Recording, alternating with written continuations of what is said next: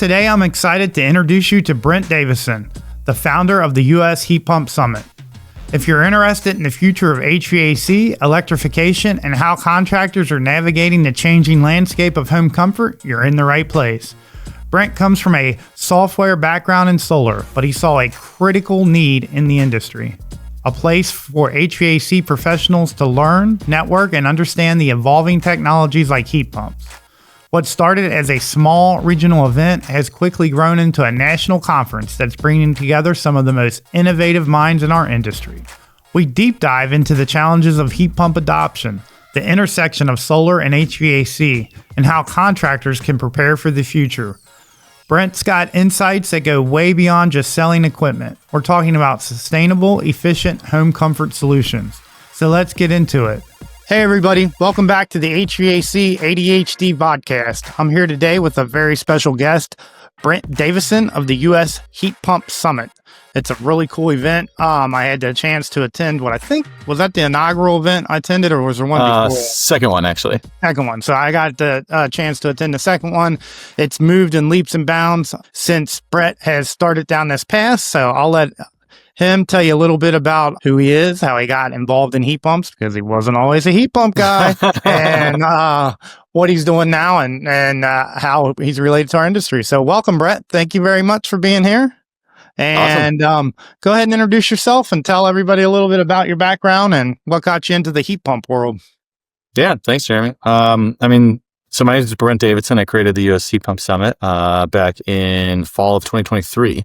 So then, Jeremy, you were at the spring of 2024 one. And now right off the bat, our third event is in Massachusetts, just outside of Boston in Worcester, Mass. By November 18th, 19th, this upcoming November. So we're coming right up to it, a little under 2 months out at the time of recording. So I try to get that up front. I'm doing a lot of these, and I realize half the time we don't even tell people when or where it is till the end. But the punchline is I'm coming from the solar world. So I was a hop, skip, and a jump away. I was doing a lot of software stuff in that. And increasingly, I spent a lot of time with owners of solar and HVAC firms, in discussions around, hey, how do I run the business? How do I kind of handle all these different challenges that we were trying to learn about creating software?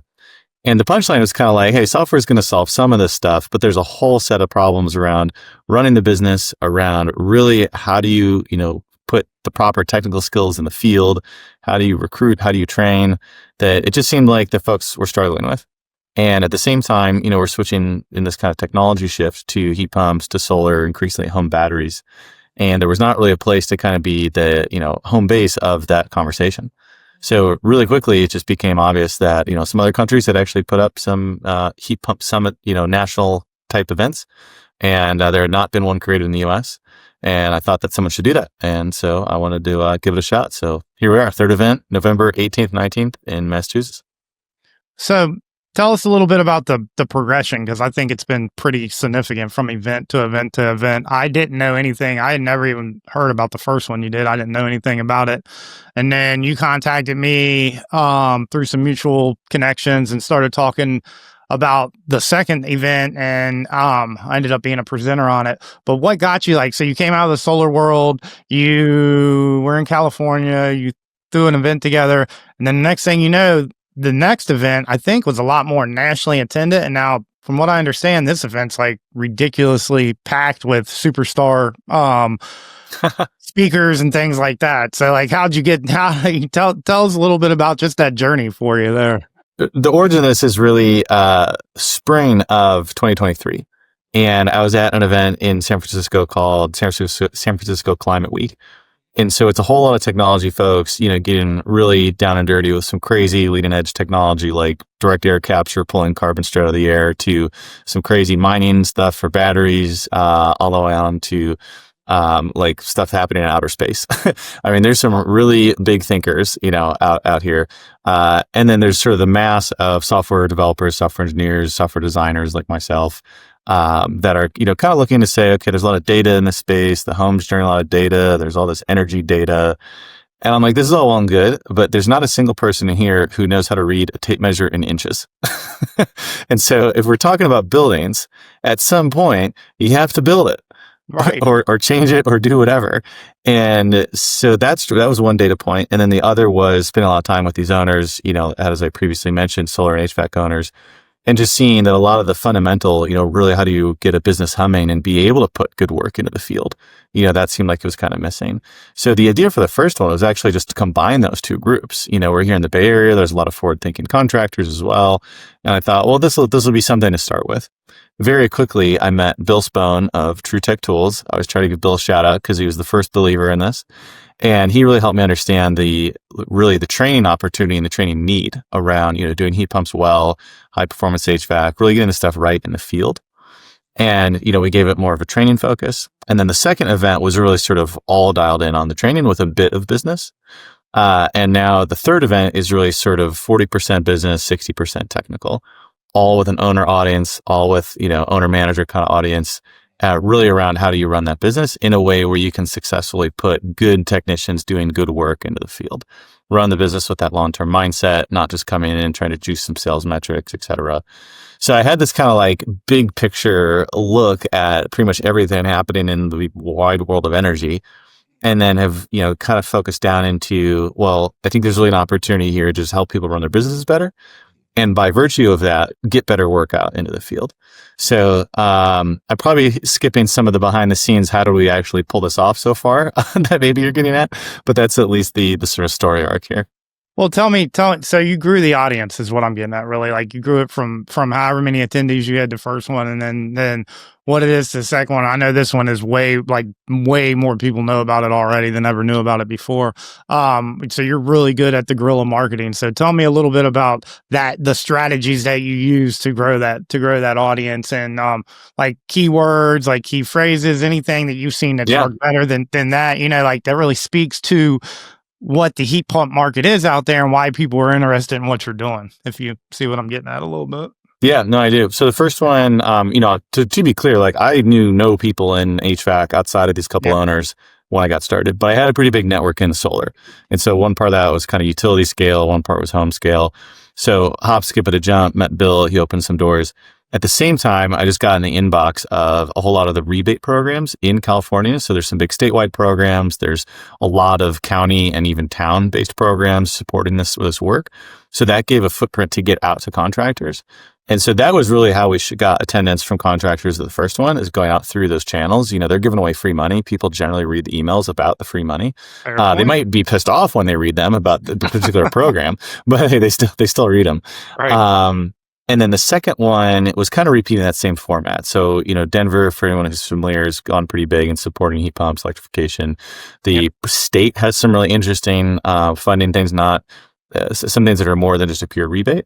And those groups were really interested in getting, the contractors together, sort of teaming up on this. So even though I was sort of just this little fly on the industry's butt, there was a lot of people who sort of saw, okay, we need something like this. And they were willing to open, their email, newsletter sends and whatnot to promote the event. We did a bit of LinkedIn stuff for the second, but these first two were 4 to 5 month sprints. And so anyone who had an up close look at both of these, it was a bit of a harried experience. And, after the second one, the timeline was fall of 23, and I looked at the calendar. I thought, well, I'm getting married in June of 24. So I got to do an event before then. So it was a big sprint, got it done, was like running on fumes, went into the wedding, then did a big zoom out on the business opportunity, really spent more time talking to folks and I kind of recap some of that. And then for this one, it's really, we're taking almost a year, to organize it. We've got more of a consistent team, on board here on my end, a lot of good partnerships, doing a lot of things like this. You're very gracious to have me on the podcast.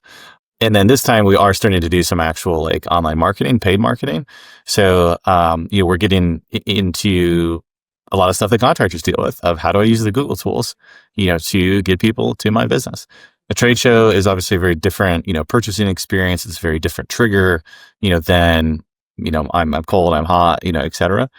But we're really trying to key into getting a lot of first person videos. So we've got Alex Meany and Bill Spohn, who have Nate Adams, who've done these kind of first person videos that show up in your reels and feeds and whatnot.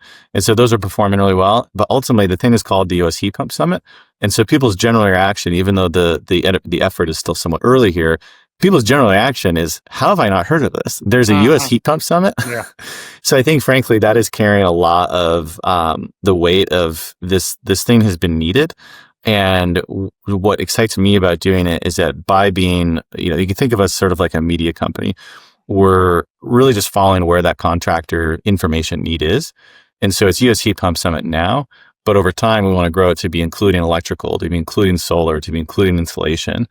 And we're obviously, HVAC and plumbing right now, I should clarify.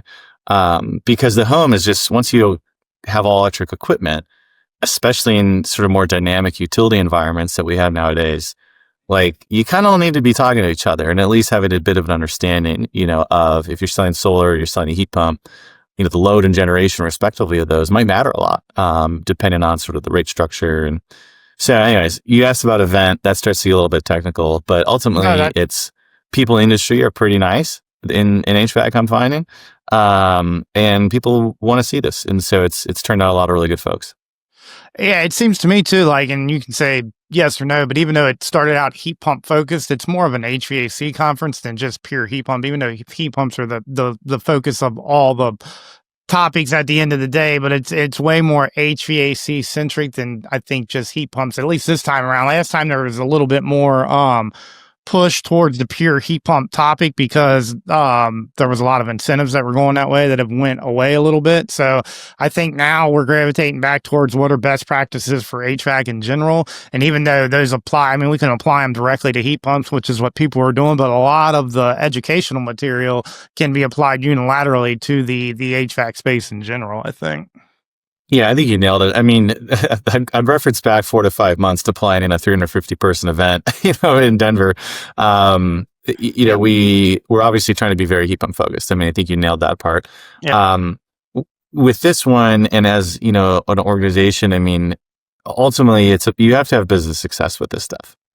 So if it's not going to be appealing bottom line, no one's going to do it. So that's kind of the business training part of it. On the HVAC, and I will also say the plumbing side for heat pump, water heating, air to water, depending on all the flavors that you're getting there.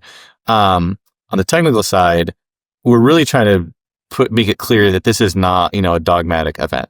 This is not hosted by a group that has, pick your vocabulary in its name. It's we're trying to help contractors succeed with what is clearly the best technology to create comfort in the home. 8, 9, 9.9, depending on your perspective, times. And so we do have hybrid training. We do have conversations around, the cold weather performance and things like this. So it's trying to be a comprehensive look at just the realities of where the technology's at. But when you start looking at it, you start talking to some of the best folks in the field. This stuff is very capable, and I think it's more capable than a lot of contractors realize, especially when you start bringing in just a little bit of a look at the envelope, as well. Yeah, there's a lot to, it just depends. When it comes to the heat pumps, not to turn this into a technical conversation, but when it comes to the heat pumps, the envelope does matter. That's one thing, especially in cold weather. And then you're getting into, I have a whole bunch of case study stuff coming out down the road here because I've been involved in a huge project, of electrification project for that is actually a scientific study that's going on about electrification versus weatherization versus nothing at all. And they're have, control group versus weatherization group versus electrification group. And it's in a very cold climate. Well, not cold climate. It's in a mixed climate, which is a bigger challenge than an actual cold climate. So one of the biggest challenges that exist in heat pumps, even with these inverters, is really handling the humidity and also for your mixed climate, and also being able to serve the heat pump down or serve the heating load down to the coldest climate, the coldest temperatures with the heat pump and not the backup heat. So these are all affordable housing, historic buildings that we're designing this stuff on, and there are real challenges. It's not all cookie. There's a lot of thinking out there that I hear people saying, stuff like, it's just BTUs. You can just add more BTUs. Like a heat pump can serve anything. Technically that's true, but logistically that's really not the case. And these units are affordable housing, and there's only a certain amount of square footage you have. There's only a certain amount of closet space you have to put air handlers. So could we go to 2 5-ton heat pumps and serve the load? Sure, we could. Can we fit 2 5-ton heat pumps in this little tiny apartment with air handlers and ductwork and everything else? No, we cannot. So you know what that means? We got to do something to the envelope to be able to get something in there that actually, logistically works. So those are the conversations. That's the dirty side of it that nobody wants to talk about. It sounds great to say, yeah, heat pumps can serve everything. They can, but it's not as straightforward as a gas furnace. Gas furnace, you just throw it on there and it's going to heat, turn the thing on, let the gas flow and it heats. So, there's more challenges. And I think this, conference that you're having, the point of all that big blah, blah, blah diatribe is that the conference that you're having is going to dry. I did a little cruise through of the sessions like earlier and then to refresh myself before I came here. And I know for a fact there's some sessions on there that are going to address some of the real challenges of heat pumps versus some of the fluff that is behind them. And I think that's the value of having an event like you're having. You can get out there and get some real world answers from people that have done it versus just hearing all the marketing stuff that's going on. Totally true. And, I'm not going to pretend to be able to go toe to toe with Jeremy, our HVAC expert here, but, I'd add to your last comment on the furnace. You turn it on, it's going to heat. Well, one question is how long it's going to run per heating cycle. So, yeah, you might get a blast of hot air, but then if your thermostat's happy, but your walls are still ice cold, have you created comfort? No. So, just to tease for anyone who's, not gone up to speed on the heat pump versus furnace topic, there's one piece. But as it relates to the conference, just to name drop, there's a lot of folks who are seeing a need for this exact conversation that you did a good job summarizing there. So, I've got a little list here, but, Ty Brannaman, Alex Meany, HVAC Chicks Jennifer, Greg Holliday, Eric Kaiser, Chad Simpson, Ed Janowak, Joe Mattis, Ben Chenard, Brian Cooksey, Tim DeStasio, Ross Trethui from This Old House. We're super excited about that. Good New England get there. Nate Adams, like I said, I mentioned him before. And so a lot of good names. I'm sure I missed a few, but these are, a spread of people that we're trying to put together that are all first and foremost very knowledgeable. B, have good information for you, but C, have a little bit of variety of different, opinions on exactly how these things should be done. So if you go to the website, which I should have mentioned at the top, it's obvious. It's usheatpumpsummit.com. For anyone who's used the internet long enough, they could have figured that one out. And then you make your way to the agenda. I will say there's one or two still coming, but another topic we've not mentioned yet is ground source. So there are two, sort of 90-minute panels with distributors, manufacturers, and a couple contractors having success with that as well. A little bit more region specific and whatnot. But yeah, we wouldn't be the Heat Pump Summit without saying, hey, there's also some ground source stuff. It's in Massachusetts. Correct. Yeah. Yeah. So there's a save. So one of the big things up there is Save Mass, which highly incentivizes. Mass Save there. I always say Mass Save. That's ADHD moment. No, I'm kidding. They highly incentivize a lot of that stuff. We've done a ton of design in that market because of that program where people are building with SIP panels and super efficient houses. So they're able to do really cool heat pump type systems and not have to worry about some of the nuances that you have with leaky or older homes when you're putting these heat pumps on. If you're building it up from the ground up. There's no shortage of old homes in New England as well, but yeah. Yeah. Oh, it's not, there's a lot of old homes and there's a lot of medium.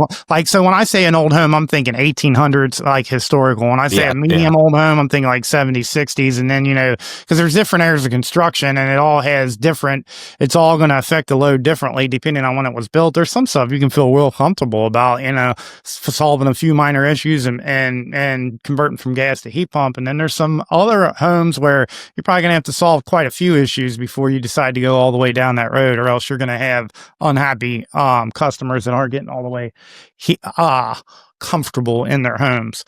Let me ask you, I'm going to switch gears a little bit on you. What are some of the biggest challenges that you've seen so far setting this thing up and going down the road, getting to where you are right now? That's a good question. I think there's definitely a lot of challenges, obviously, that are more, if this was like a trade show podcast, that might be relevant to kind of go into. I'd say for your audience, I'd say the biggest thing is really try to understand from a market perspective, all the information sources that are in the skilled trades, HVAC, plumbing, installation, et cetera. Where are people going for good information? And we know there's a lot of good events out there. I'm not coming on podcasts to talk bad about other events. I just think that, it's like, there's some Swiss Army knife analogy here, of you've got, AHR, which is this giant beast, and you're going to see a ton of cool stuff. You're going to get some content. You're going to spend an hour trying to find the content, and it's a little bit different format. It's everyone come together for a proper trade show. With what we're shooting for, it's, come and say, okay, there's a very curated set of content and there's a very curated trade show component. Our target goal is 800,000 attendees. I think we're going to get that. And so it's approachable versus 50,000 at HR. But your target was what? Say that again. 800 to 1,000 attendees. It sounded like you said 800,000. I'm like, what am I? I need to enunciate more. You're the second person. 800,000. Yeah, we're going to have the entire industry there. Yeah, we're going to have two horseshoe stadiums of two 800 to 1,000 people. So, and everyone's very on target. I mean, everyone's going to be a contractor taking heat pumps seriously, whether that heat pump involves water or not. I would just say it that way. So you're going to have good conversation. When you bump into people, you're going to find, common ground to talk about versus the default at a 50,000 person show is just, it's a wider variety. To your question though, really trying to unpack where are the information sources that people are really going for to drive this sort of forward-looking electrification conversation, understanding where they're being, served well with that, with the existing trade publications, et cetera, where they need new information, and really trying to understand like how needed is this thing and what is it that it's needed? What is actually needed here? But I think as we've discussed, like the speakers have helped us identify that too. You and I have had good conversations around the state of the industry. And so that's been the really fun part, is coming in from a neighboring, area with home solar, but then, going deep into this and saying, okay, like let's unpack this industry. That's been an exciting journey for me to understand. Do you see any potential for you drawing the dots backwards and reconnecting with the solar industry and making it? You talked about that. You touched on it a little earlier, but tell me a little bit more about how you see that becoming part of what you're doing right now. Yeah, absolutely. The thing I just like to plainly state is that physics rewards energy being captured at the home and staying at the home. And energy is largely, it's 99% of physics and an economics, problem. It gets very politicized, and that's all. I'll go into that unless you want to do a lightning round at the end or something. Yeah. I'm just kidding. When it comes down to it, if you can generate solar on your roof, you generate electricity via solar on your roof and use that in an electric heat pump, and use either some sort of thermal storage like hot water or even ice. There's a new startup called Totex that does that in a heat pump. Or you can store it as electrical energy in a home battery. You are your own little power plant. You are your own little grid, and you don't have to deal with all the stuff and expenses that the utility has to put on you for you to participate in the big grid.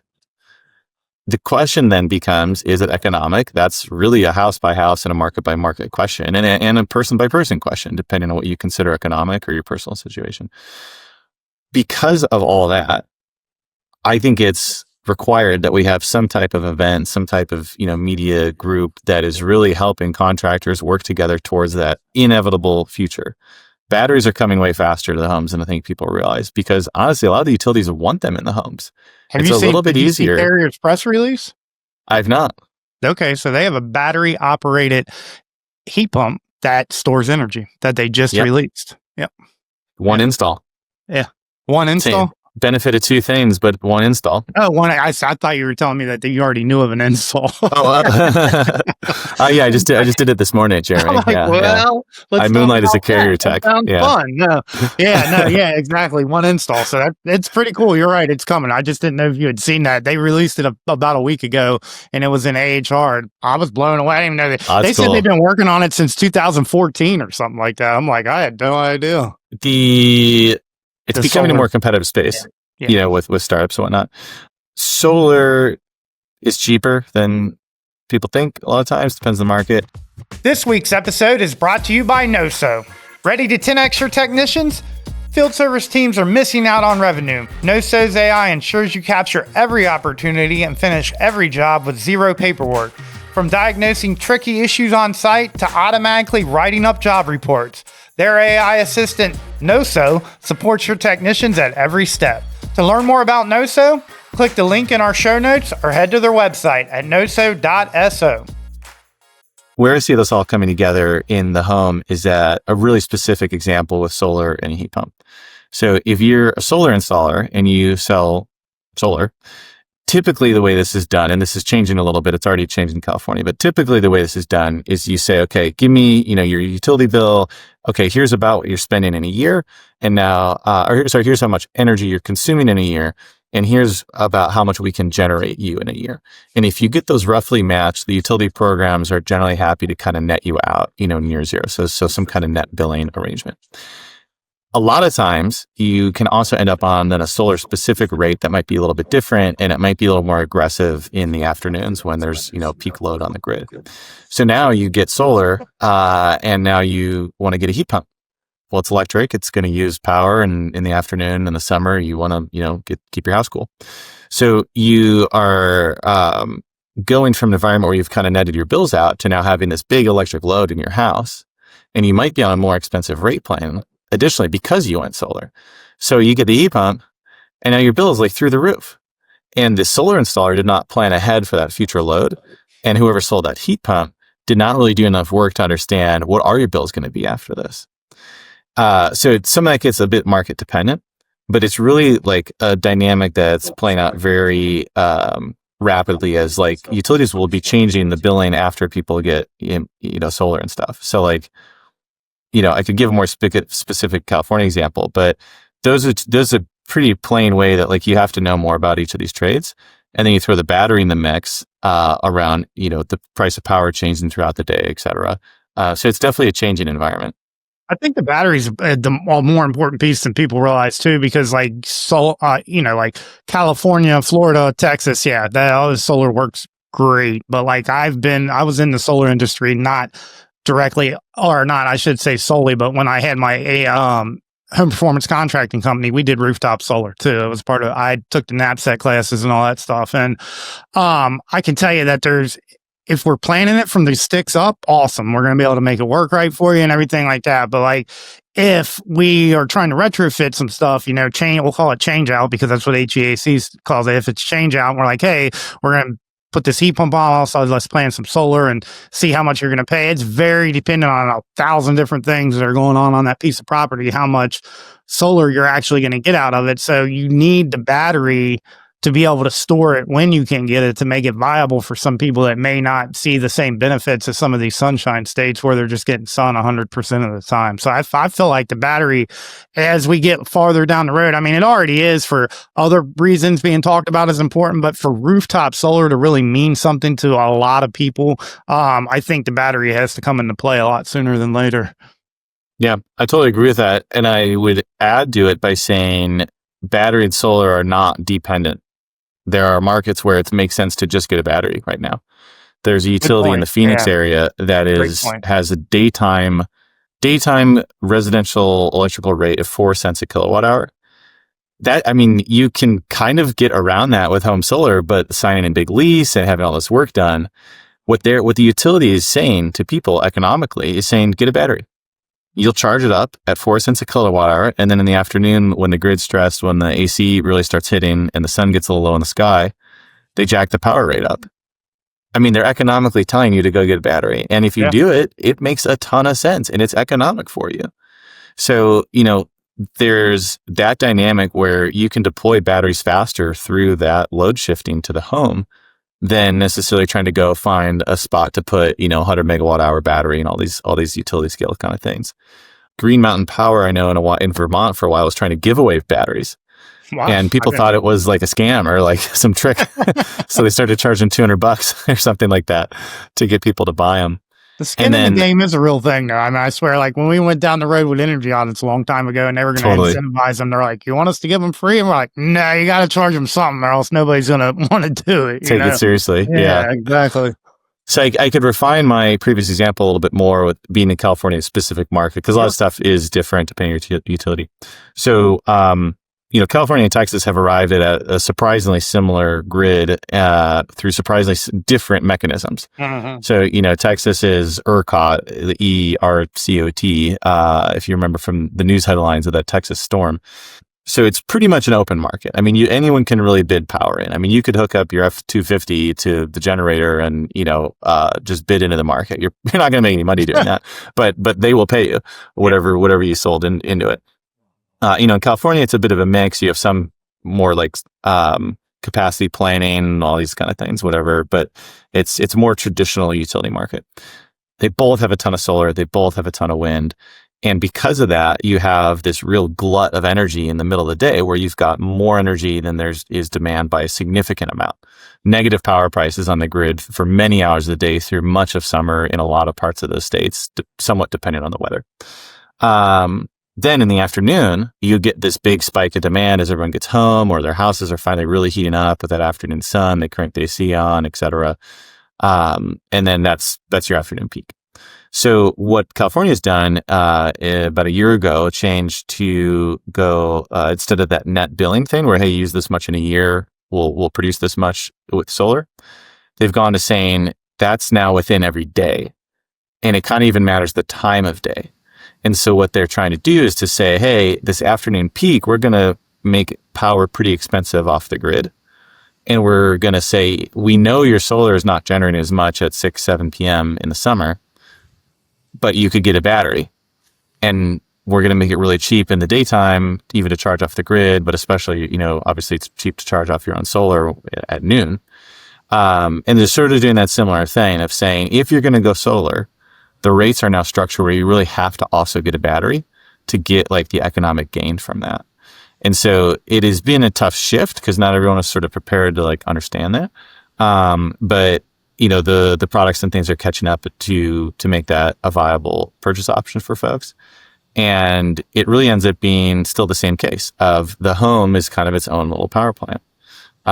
So the final thing I'll add to that is like transmission costs are why energy costs has gone up so much in the last 20 years. Absolutely, for sure. The generation, I mean, solar and wind are the cheapest forms of energy flat out. Like there is a more complicated story on when it generates and how you store it. That's why we're talking about batteries. But we had generally flat load growth for decades because of energy efficiency. So like work that listeners to this podcast were doing around more efficient air conditioning, better, air sealing, that was a big part of the reason why the demand for electricity was pretty flat for like 90s to early 2000s and even in the teens. And because of that, the utilities did not upgrade the equipment very much. Utilities make money when they can build stuff. That's the only way because they're rate regulated. And so they have to say, well, there's needed infrastructure that we have to build. And then the government says, okay, now you can recoup your costs and make a profit on that build. Mm-hmm. So without new load growth, they couldn't go out and make a convincing case to just replace stuff, whatever. That's a little bit out of my depth. Now it's like AI stuff, crypto, whatever. It's a portion of it. A lot of it is just the equipment is old. Yeah. And now they're replacing it and they get to bill you for it. So that's my energy monologue. I don't know how many people have fallen asleep versus learn something in that. It's good. It's a good rabbit hole because the whole conversation started about heat pumps and how it ties in with solar and what the future looks like. And I think you pretty much thoroughly just described it. Like since in 2009, nobody was talking when I got into this industry in 2009, it was it's a very, very interesting thing because there was no green jobs. There was no solar. There was no industry. It didn't even exist, right? Like there was no solar industry. Like it's easy to talk about now. True. We're talking about some big machine that exists and people are making money. Like none of that was going on in 2009 when I got in this industry. Literally none of it. Like it was still in the back. Solar panels were in the back of Popular Science magazine. You know what I mean? And that's where if you did them, you ordered a kit out of there and you put them on your roof. In California, there were probably some installers, but there wasn't a lot of that going on. Michigan surprisingly had a lot of solar stuff going on for some reason, even back then. But it was very pocketed. Now there's an entire solar industry thanks to the Obama administration and pushing the green job initiatives and stuff like that. So like it's a big, and the world sort of went that way as well. Like other countries started also seeing value in solar beyond what they were already doing. So my point is like the industry has changed. Like then we were just worried about getting panels. Nobody was talking about batteries, any of that stuff. Now you just told me that whole conversation we just had basically said, solar panels are great and it's going to be the best way to produce, but really batteries are going to be the thing that sort of drives the renewable energy market more than anything, and being able to actually take energy in, save it, and use it when you need it, which has always been the goal, but we never been able to do that before. So now that that's sort of like involved in the curve, and now we have heat pumps with batteries attached to them that become a store of energy. That is a very, very, very, very, very relevant conversation for especially the younger, like guys like me that are aging out of the industry a little bit. I don't think we're going to see that to fruition, but the younger crowd that's coming into the HVAC space right now, I would say 18 to 30 crowd, and then, maybe 30 to 40 as the owners, the newer owners that are, being formed right now. Those guys really do need to be paying attention to this solar conversation, because at some point in time, it's going to be a part of what they're doing. I mean, Carrier's already telling you that by launching a air conditioner with a battery attached to it. Like they're telling you where the market's going to be in 10 years from now, and that's going to, that produce it all in your home or produce it all somewhere other than the utility company is going to be the way, we're doing business. Everything's moving to microgrids because, like you alluded to, like the shit's just old. Like it can't support the same thing that it used to support. Yeah, just like anything else. Like I moved into an apartment complex, townhome community, and my air conditioner was 30 years old when I moved in. 30 years old. You know what I mean? Like a heat pump, but not air conditioner, heat pump. So I went through a whole thing with them about here's how much you're costing me versus my neighbor who has a brand new one, and stuff like that. But part of that story is the degradation of the equipment. It just gets old and it's just not doing what it used to do. And the same exact thing has happened with the grid. Like it cannot support the same amount of energy that it used to support. And now we have way more than ever before that we needed to support. So like there has to be some other way to do it. And air conditioners in homes are going to be a big part of that, and heat pumps in homes are going to be a big part of that, whether people realize it or not. Like it definitely is going to be part of that generation. And I'm not saying generation as generation of people, the actual generation of energy in the home coming from that equipment is a big piece of where this story is moving to, in my humble opinion anyway. Yeah, I recap for the listeners who are multitasking that in general, solar is cheaper than it's ever been by a really dramatic amount. I mean, the panel cost has dropped by like 90+% in that 2009 to now time period. Your install cost gets into labor and some other things, and that hasn't quite dropped as much, but it's still substantially cheaper than it was when you mentioned. And at the same time, the grid is there is a lot of renewable energy on the grid, a lot of solar, and that's incentivized batteries coming in, to the home in particular. Your batteries also just perform better than a generator, even if you're just thinking on a backup, basis, with the asterisks that you're talking about a short outage. If you're worried about being able to ride out 3, 4, 5 days without power in the middle of a deep Maine woods snowstorm, I'd probably still have a generator. Yeah. Those factors come together to then meet an electric heat pump. And by and large, your HVAC and your plumbing professionals are, in a different world than they were even honestly 5 years ago, depending on the market and how quickly this stuff is changing. So what we want to be doing is, as a organization of what's now the US Heat Pump Summit, is, growing the event. This won't be this year, but growing the event to include solar and electrical, and increasingly focus on insulation as well, to be able to bring those trades together and say, hey, you're all sharing the same panel space. You're all sharing the same electrical bill. And in a lot of markets, you're sharing this really dynamic ramp of power pricing through the day. Whether that's a California market, an Illinois market, a Kentucky market, or a Texas market, which is sort of a live price, like they're all going, towards that sort of power's cheaper in the middle of the day and it's more expensive in the afternoon. Batteries can help you with that. And batteries can help insulate you from, some of the infrastructure spending that utilities get to bestow on us to build new transmission lines.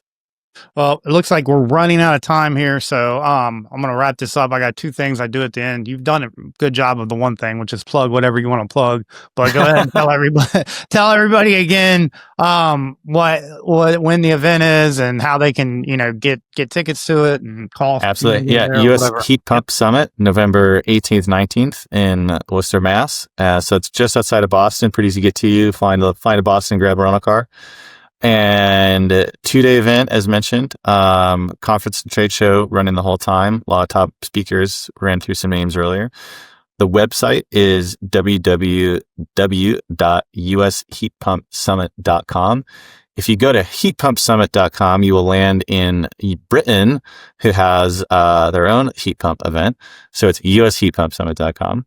It is a ticketed event, but we do that on purpose to make sure that the folks who are attending, just like you mentioned about the free energy rating, are taking this seriously, and it will be noticeable in the attendees, that are that you meet. I mean, folks are going to be knowing their stuff or eager to know their stuff, and already taking this topic seriously. So it's not a group of tire kickers, and it's not folks who have their head in the sand around these changes that are happening in the industry. And last but not least, if the world ended today and they ask you to write one piece of advice on the wall for folks that come after you, what's the advice that you would write? I was about to say go solar, but I feel like you're looking for, that's a good question. Well, I mean, honestly, don't be too dogmatic and question your own views, because I think there's a lot of politicization of energy, and it's frustrating, and we can go into more of that over beers, but it's on both sides. And like I said, I mean, this is really an an economics and physics, question, with a little bit of geopolitics kind of thrown in. But it's my view that everyone has the opportunity to take control of their own home with this technology, and to me, that feels like it's on the other side of the political spectrum, as we typically understand solar and renewables and energy efficiency. So it depends on which way you want to come at it, but keep an open mind. There's a lot of interesting technical changes happening in the industry, and there's a lot of business opportunity for contractors to lean in and really understand where the home is going. Awesome. Appreciate it, Brent. Everybody, if you're a professional and you're watching our broadcast, I'll see you at the Heat Pump Summit, won't I? All right. See you guys later. See ya. Hey, everybody. Thanks for stopping by. If you'd like to learn more about the podcast or HVAC 2-Home Performance and any of our services, be sure to check us out on our website at HVAC2homeperformance.com. Also, be sure to subscribe to our YouTube channel at HVAC2HP and find us on Spotify and Apple. While you're at it, leave us a review. The HVAC ADHD Vodcast is produced and edited by the team at Palm Tree Pod Co. Anthony Palmer is the executive producer. Bo Patton is our technical director. Nolan Gray is our audio engineer. And Caitlin Krings is the head of digital. The content for this episode is created by me. Hoo-day, go Bengals.